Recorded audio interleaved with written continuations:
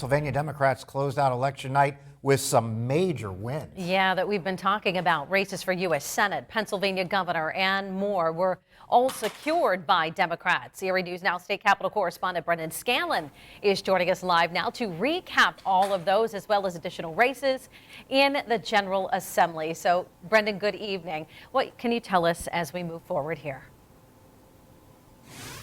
Hey there, Mike and Eva. Good evening. Yeah, definitely some major pickups for Democrats in Pennsylvania as they exceeded expectations from many experts and also outperformed many polls, not just on a national and statewide level, but also on the local level for races that determine representation, like places here in Harrisburg.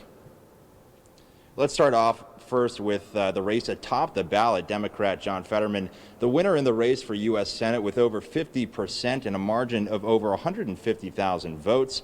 Oz did call Fetterman earlier this morning to congratulate him on his victory.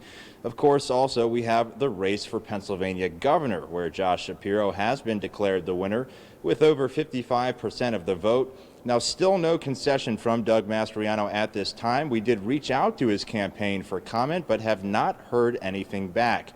Now, Mike and Eva, here's where things get interesting. We're also keeping a very close eye on the balance of power in the Pennsylvania House here in Harrisburg, where Democrats are confident they may flip the Republican-controlled House for the first time in over a decade.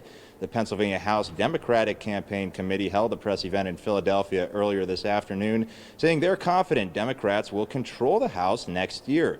We did speak with a House Republican spokesperson who said Democrats claiming majority in the House at this point is premature, and that Republicans are still looking at several races and waiting for additional numbers to come in.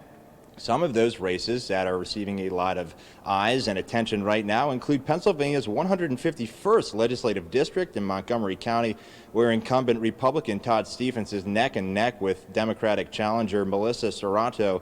Stephens ahead by just under 30 votes when we last checked. Additionally, the 142nd legislative district may be the closest. Last we checked, get this, it was a difference of just 2 votes in favor of Democrat Mark Moffa in that open seat race in Bucks County against Republican Joseph Hogan.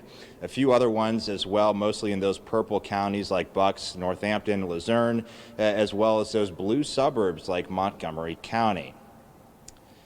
And Republicans did also maintain control of the state Senate here in Harrisburg, but the AP has yet to confirm whether Democrats will be taking the House. Now, there are still 8 races to be called at this point. When we last checked a few minutes ago, Democrats have 99 seats, Republicans have 96. Again, that's for the state House. Because of the razor-thin margin in some of these races, it could depend on outstanding mail ballots, overseas military ballots, and keep in mind as well, there are probably provisional ballots that also have to be adjudicated potentially in some of these races. So we'll be keeping a very close eye on all of those and bringing you the very latest updates.